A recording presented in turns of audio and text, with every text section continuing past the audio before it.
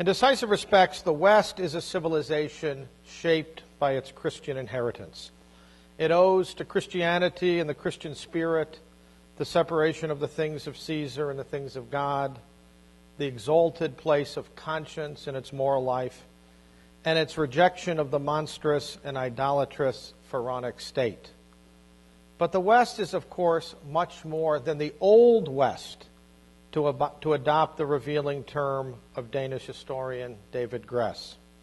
The New West, the West that arose out of the Enlightenment, above all values science, technological progress, and human rights. It grows ever more estranged from its Christian and classical sources. At the same time, confronted by totalitarianism and other manifestations of modern nihilism, liberals, understood in the broadest sense of that term, not a certain narrow wing of the American political spectrum, and religious believers have found new reasons to see beyond past antagonisms. In his remarkable 1960 Eddington lecture, Beyond Nihilism, the Hungarian-born chemist and philosopher Michael Polanyi fully anticipated our situation. The churches, he wrote, seem to recall modern man from a state beyond nihilism to his condition before the secular Enlightenment. Yet modern man, democratic man, and I would add increasingly the religious-minded too, reject the authoritarian imposition of religion and do not wish, again to quote Polanyi, to go back on the scientific revolution which has secularized extensive domains of knowledge. We do not wish to go back, but we can no longer rest comfortably with the modernist and postmodernist severing of truth and liberty, freedom, and the moral contents of life. The American Declaration of Independence famously invokes both nature's God and God as creator, providence, and supreme judge of the world. It evokes rights, but it also speaks in a more traditional idiom of prudence and the requirements of personal and political honor. With equal plausibility, I think, it can be interpreted in the light of modern deism and of the state of nature doctrine of Hobbes and Locke, and in light of an older tradition of natural law and natural right. To do full justice to the statesman's perspective would thus invariably lead one to question the simplistic identification of liberty with radical secularism, and hence the self-evidence of the great separation in its most doctrinaire contemporary forms. The American political theorist Mark Lilla is, to his credit, sensitive to the historically exceptional and fragile character of the liberal separation of religion and politics, power and opinion, truth and liberty. He believes that a political theological nexus that expressly connects God, man, and the world better corresponds to the psychological needs and spiritual longings of human beings than the austere secularism demanded by his version of the modern liberal order. For Lilla, the art of political and intellectual separation is a rare historical achievement that is vulnerable to criticism on philosophical, psychological, and political grounds.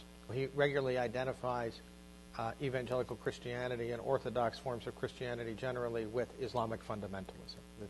They both pose the same threat to the integrity of the liberal order.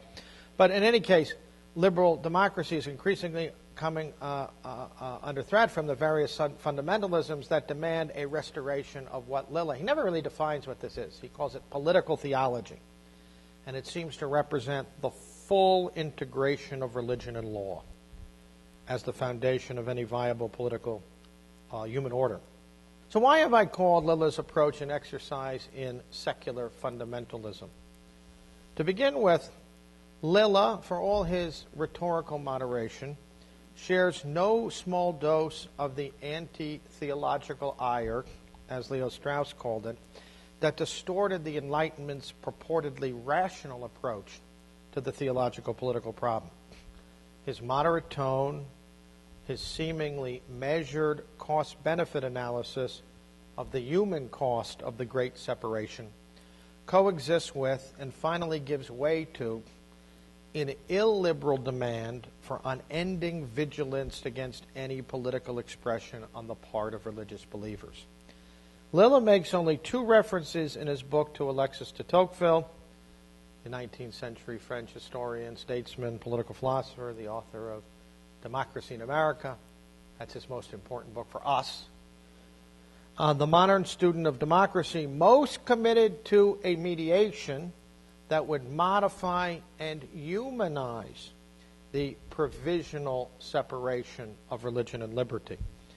At the heart of Tocqueville's intellectual and political project was an effort to promote the blending of the spirit of liberty, or the harmonization, you might say, of the spirit of liberty and the spirit of religion in a way appropriate to a modern democratic age. He supported the separation of church and state, not the ACLU's version, but an older American's version of that separation, as something that was good for both politics and religion. You know his famous argument in the Old Regime and the Revolution that by becoming excessively tied to a superannuated body politic, the Catholic Church undermined its moral authority in the emerging democratic age. He emphasized the need for a robust, if indirect, role for religion in democratic public life. Hobbes's Leviathan, appropriately liberalized, as Lilla puts it, by his great political and philosophical successors such as John Locke and David Hume, provides the core, non-negotiable assumptions of Lilla's analysis of the relationship between religion and politics in the modern world. It is the true alternative to every form of romanticism, decisionism, and religious enthusiasm. With Hobbes, we are called, if we want to be faithful to liberty, if we want to be faithful to the great separation that undergirds free political institutions, we are called to accept the self-evidence of, and I quote, a morally moot natural world, and to separate our investigations of nature from our thoughts about God or the duties of man. Okay, there's a kind of implicit authoritarianism in this demand that the separation guide our thought and hearts, as well as our political institutions.